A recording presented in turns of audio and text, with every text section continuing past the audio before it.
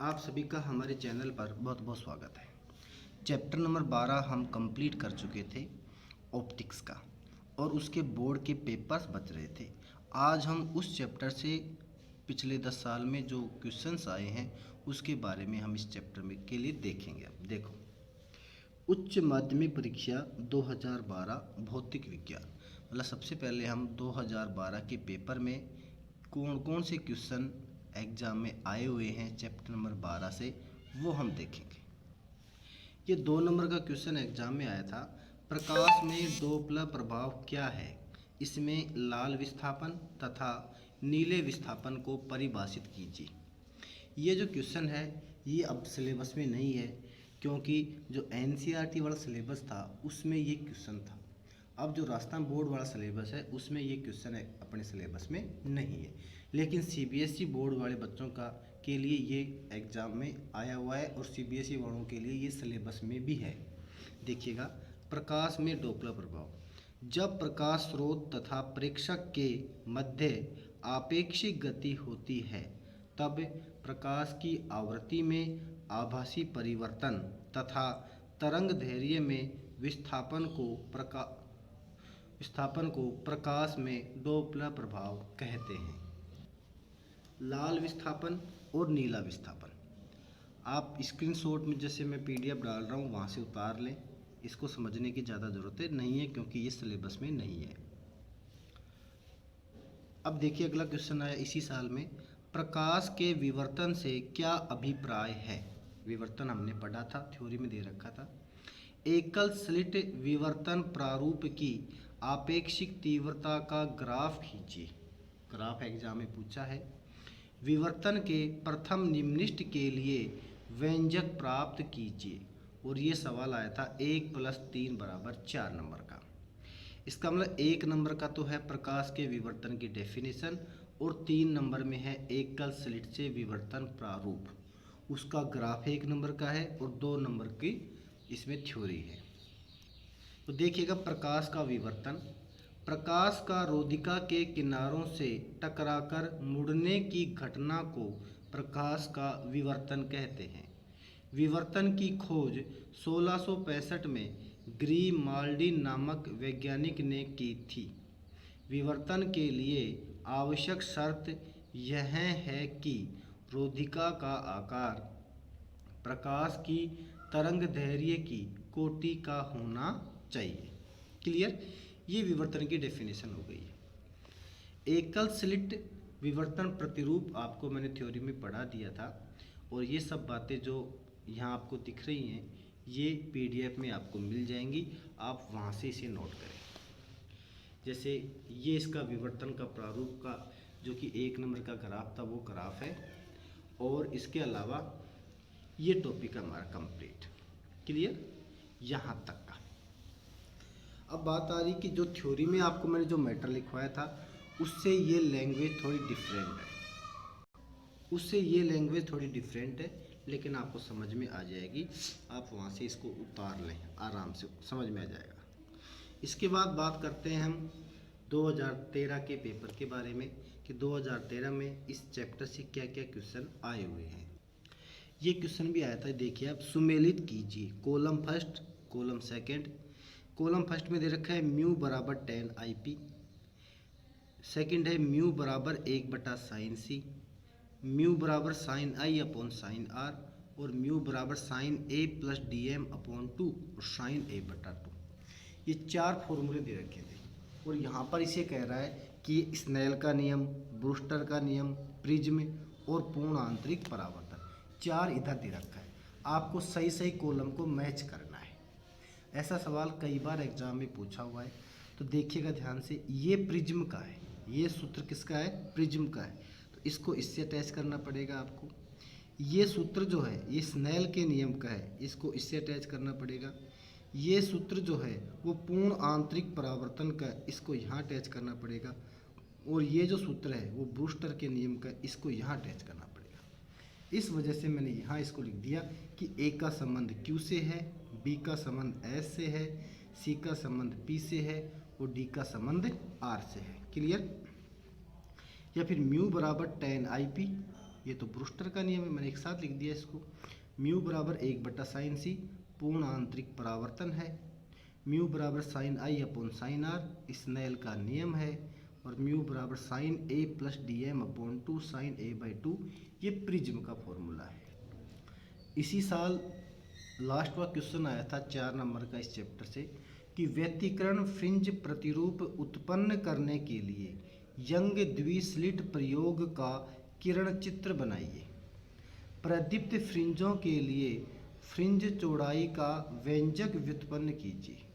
यदि प्रदीप्त फ्रिंजों के लिए फ्रिंज चौड़ाई 2 mm हो तो अदीप्त फ्रिंजों के लिए फ्रिंज चौड़ाई लिखिए। व्यतिकरण फ्रिंज प्रतिरूप का केंद्रीय बिंदु चमकीला होगा या काला स्पष्ट कीजिए। और इसके नंबर हैं आधा प्लस 3 प्लस आधा बराबर 4 नंबर का ये सवाल आया था। देखिएगा इसका आंसर, ये एक वर्णीय प्रकाश स्रोत S है, ये स्लिट रखी हुई है, यहाँ पर ये विभिन्न तरंगाग्र हैं, गोलीय तरंगाग्र हैं, यहाँ 2 स्लिट S1 और S2 है, जिससे भी अलग अलग 2 गोलीय तरंगाग्र उत्पन्न होते हैं। यहाँ एक पर्दा उपस्थित है, पर्दा, इस पर्दे के सेंटर पे दीप्त फ्रिंज बनती है, फिर एकांतर रूप से अदीप्त, फिर दीप्त, फिर अदीप्त फ्रिंजें बनती हैं। बीच में दीप्त, फिर अदीप्त आएगी, फिर दीप्त, फिर अदीप्त आएगी। ऐसी फ्रिंजें इसमें बनती हैं। और फ्रिंज बनने का पैटर्न ये है, देखो ये डार्क का मतलब तो अदीप्त, ये दीप्त, अदीप्त दीप्त, अदीप्त दीप्त, अदीप्त और फिर अगली दीप्त। क्लियर? ऐसा फ्रिंज पैटर्न होता है इसमें। प्रदीप्त फ्रिंजों के लिए फ्रिंज चौड़ाई का व्यंजक, ये देखिए आप, ये टॉपिक मैंने आपको पढ़ा रखा था, स्पष्ट अच्छे से पढ़ा रखा था। आप इसकी PDF में जाकर इसे उतार सकते हैं। यहाँ चले आकर हम, ये सब बातें मैंने आपको पढ़ा रखी थी। बीटा बराबर D/D लैम्डा, और समीकरण 7 क्या है? चमकीली फ्रिंजों के लिए फ्रिंज चौड़ाई का सूत्र है। अब इसमें लास्ट में 2 बातें इसने लिखी थी जो एक्स्ट्रा थी, वो देख लीजिए उनके उत्तर क्या है। सवाल कह रहा था उसका, देखो आप, यंग के द्विस्लिट प्रयोग में चमकीली व काली फ्रिंजों की फ्रिंज चौड़ाई समान होती है, ये बात तो हम जानते हैं। इसलिए यदि प्रदीप्त फ्रिंज की फ्रिंज चौड़ाई 2 mm है तो अदीप्त फ्रिंज की फ्रिंज चौड़ाई भी 2 mm होगी, क्योंकि सवाल ने पूछा था कि अगर प्रदीप्त फ्रिंज की फ्रिंज चौड़ाई 2 mm है तो अदीप्त फ्रिंज की फ्रिंज चौड़ाई कितनी होगी, तो उत्तर आएगा 2 mm ही होगी। आगे एक बात और पूछ रहा था, वो उसका उत्तर देखो। अब व्यतिकरण प्रतिरूप के केंद्र बिंदु की कला संबंध स्रोत से दूरी समान होती है, इसलिए प्रकाश किरणें इस बिंदु पर समान कला में पहुंचती हैं, जिससे समपोषी व्यतिकरण की घटना होती है, जिसके कारण प्रदीप्त फ्रिंज बनती है। अतः केंद्रीय बिंदु चमकीला प्राप्त होगा। कि यंग का जो द्विस्लिट प्रयोग है उसमें जो सेंटर का जो केंद्रीय बिंदु है वो सदैव चमकीला प्राप्त होता है। इसके बाद बात करते हैं हम उच्च माध्यमिक परीक्षा 2014 के बारे में। एक सवाल ये आया था कि तरंगाग्र की परिभाषा लिखिए, 1 नंबर का। माध्यम में खींचा गया वह काल्पनिक पृष्ठ जिस पर स्थित सभी कण समान कला में कंपन करते हैं तरंगाग्र कहलाता है। अगला क्वेश्चन आया था इसी में, सूक्ष्मदर्शी की विभेदन क्षमता को परिभाषित कीजिए। इसका सूत्र यह किस प्रकार से प्रभावित हो, इसका सूत्र लिखिए। यह किस प्रकार प्रभावित होती है जब ए आपतित प्रकाश की तरंगदैर्घ्य घटती है और बी अभिदृश्यक लेंस का द्वारा घटता है। और ये सवाल आया था आधा नंबर का, तो विभेदन क्षमता की परिभाषा आई थी। आधा नंबर का इसका सूत्र आया था, फिर आधा नंबर का ये आया है, आधा नंबर का ये आया, ऐसे कुल मिला के 2 नंबर का एक क्वेश्चन आया था। तो सूक्ष्मदर्शी की विभेदन क्षमता का देखो आप, किन्हीं 2 बिंबों के बीच वह न्यूनतम दूरी जिसके लिए बिंबों के प्रतिबिंब मात्र विभेदित होते हैं सूक्ष्मदर्शी की विभेदन सीमा कहलाती है। यह विभेदन सीमा का व्युत्क्रम, इस विभेदन सीमा का व्युत्क्रम सूक्ष्मदर्शी की विभेदन क्षमता कहलाता है। और सूक्ष्मदर्शी की विभेदन सीमा का जो फॉर्मूला है वो होता है D बराबर 0.61 लैम्डा बटे म्यू साइन थीटा। ये फॉर्मूला आपको डायरेक्ट याद रखना है। फिर देखिए आगे कि सूक्ष्मदर्शी की विभेदन क्षमता R बराबर 1/d होता है। आपको बताया था कि विभेदन जो क्षमता है वो विभेदन सीमा के व्युत्क्रम के बराबर होती है। तो R बराबर हो गया mu sine theta upon 0.61 lambda. यहाँ जो म्यू साइन थीटा है ये वास्तव में द्वारक होता है और लैम्डा वास्तव में इसकी तरंग दैर्घ्य होती है। अब जो दो सवाल हमसे पूछ रहा था उस पर डिपेंड करेंगे। ए पार्ट कि R प्रोपोर्शनल 1/लैम्डा, इसका मतलब ये हो गया कि विभेदन क्षमता जो है वो लैम्डा के व्युत्क्रमानुपाती होती है। देखो आपतित प्रकाश की लैम्डा या तरंग दैर्घ्य कम होने पर विभेदन क्षमता बढ़ती है। पहला पार्ट तो वो ये पूछ रहा था हमसे। दूसरा पूछ रहा है बी कि R proportional mu sine theta, और म्यू साइन थीटा वास्तव में क्या होता है? द्वारक। तो अभिदृश्यक लेंस का द्वारक घटने पर विभेदन क्षमता भी कम होती है। अगला क्वेश्चन आया था इसी साल में, यंग के द्विझिरी प्रयोग में झिर्रियों के बीच की दूरी 0.28 mm अर्थात स्मॉल डी का मान 0.28 mm है। पर्दे की दूरी 1.4 मीटर, कैपिटल डी का मान 1.4 मीटर है। यदि केंद्रीय दीप्त फ्रिंज से चौथी दीप्त फ्रिंज की दूरी 1.2 सेमी हो तो प्रयुक्त प्रकाश की तरंग दैर्घ्य को ज्ञात कीजिए। ये कह रहा था ना, केंद्रीय दीप्त फ्रिंज से चौथी दीप्त फ्रिंज की दूरी कितनी दी इसने? 1.2 दी है। इसका मतलब 4 फ्रिंजें 1.2 सेमी में आ रही है, तो फ्रिंज चौड़ाई हो जाएगी x/4 या 1.2/4 बराबर 0.3 सेमी, या फिर बीटा बराबर 0.3 गुणा 10⁻⁻2 मीटर। और लैम्डा हमसे पूछना चाह रहा है। चूँकि फ्रिंज चौड़ाई बीटा बराबर d/d गुणा लैम्डा होता है, तो लैम्डा बराबर हो जाएगा बीटा d/d। ये सब वैल्यू इसमें रखकर सोल्व करेंगे तो आ जाएगा उत्तर 6000 एंगस्ट्रॉम। जैसा कि आपको पहले बताया था कि एकल झिर्री वाला जो टॉपिक है वो एग्जाम में कई बार का पूछा हुआ है। इस बार भी ये क्वेश्चन आया था एग्जाम में कि एकल झिर्री द्वारा विवर्तन प्रतिरूप में उत्पन्न फ्रिंजों की तीव्रता वितरण का तुलनात्मक ग्राफ खींचिए। ग्राफ आपको पहले बताया था मैंने, वो ग्राफ वापस आएगा, ऊंचा फिर थोड़ा नीचा फिर नीचा, वो वाला। केंद्रीय उच्चिष्ट की चौड़ाई का व्यंजक प्राप्त कीजिए। यदि झिर्री की चौड़ाई दुगनी कर दें तो केंद्रीय उच्चिष्ट की चौड़ाई पर क्या प्रभाव पड़ेगा?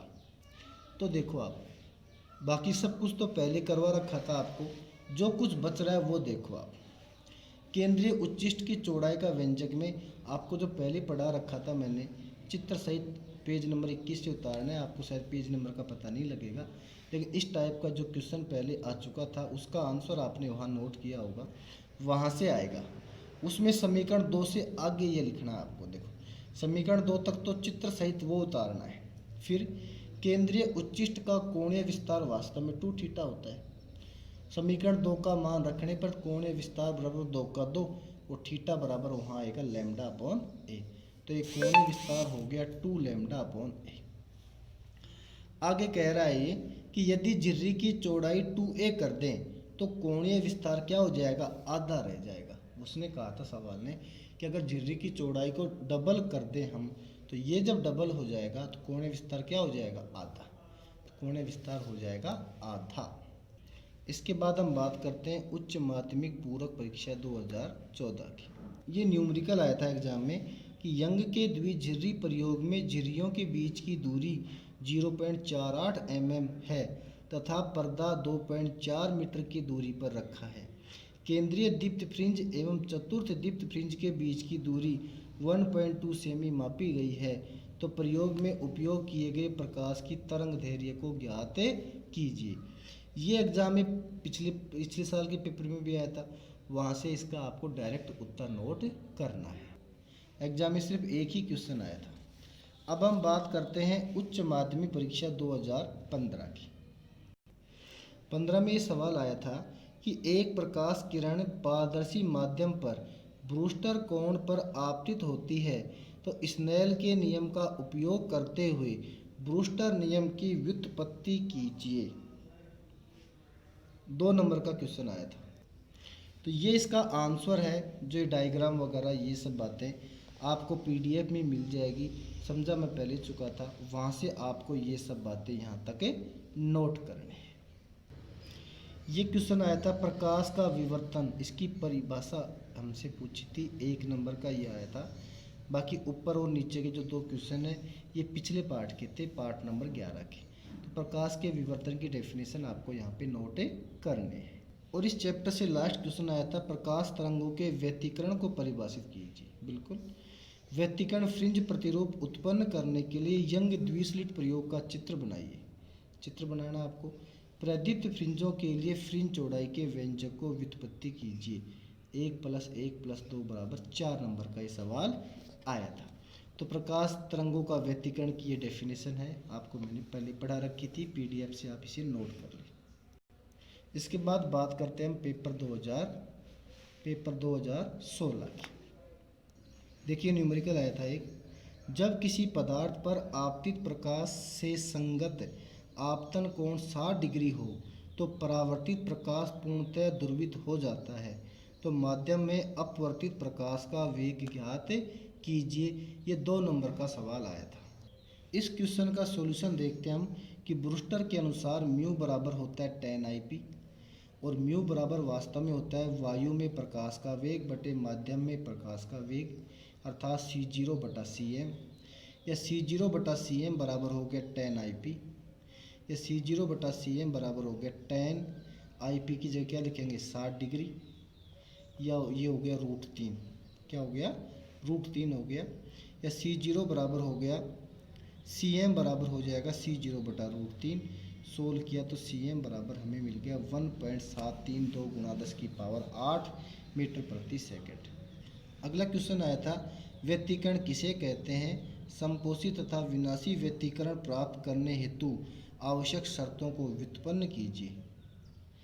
यदि किसी द्विछिद्र प्रयोग में एकवर्णी प्रकाश स्रोत के स्थान पर श्वेत प्रकाश काम में लें तो व्यतिकरण फ्रिंजों पर क्या प्रभाव पड़ेगा। ये सब बातें आपको मैंने थ्योरी में बता दी थी।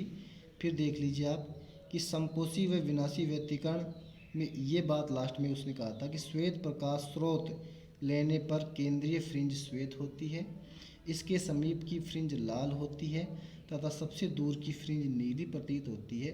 कुछ फ्रिंजों के पश्चात कोई स्पष्ट फ्रिंज पैटर्न दिखाई नहीं देता है। ये बातें आपको थ्योरी में भी मैंने लिखवा दी थी। अब हम बात करते हैं पेपर 2017 की।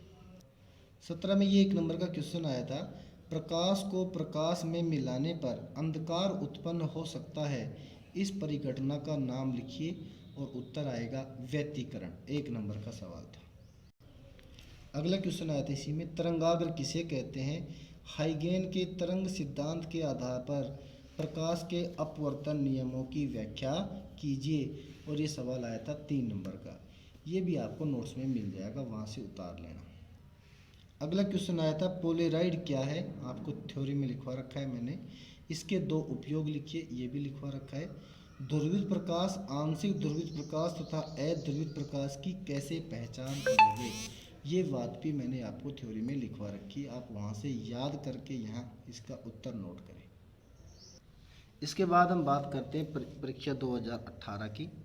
18 में कौन कौन से सवाल इस चैप्टर से आए थे वो देखेंगे हम। पहला क्वेश्चन था मेलस का नियम लिखिए, 1 नंबर का आया था, ये मैं आपको समझा चुका था, पीडीएफ से आप ये नोट डाउन कर सकते हैं।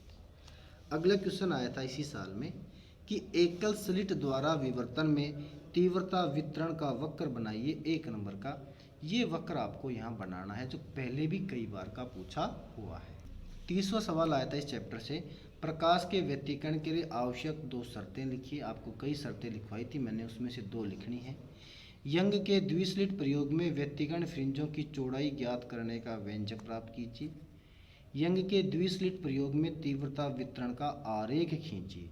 ये 4 नंबर का क्वेश्चन यहाँ पर आया था और आपको ये नोट से नोट डाउन करना है।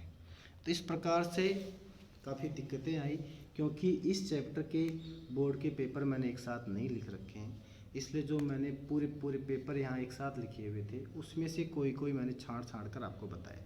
पीडीएफ में मैंने इसको छाँट के लिखा है, कहीं छोटी कहीं बड़ा पेज है, हर जगह आपको थोड़ा प्रॉब्लम ज़रूर होगी, लेकिन आपको ये नोट करना है।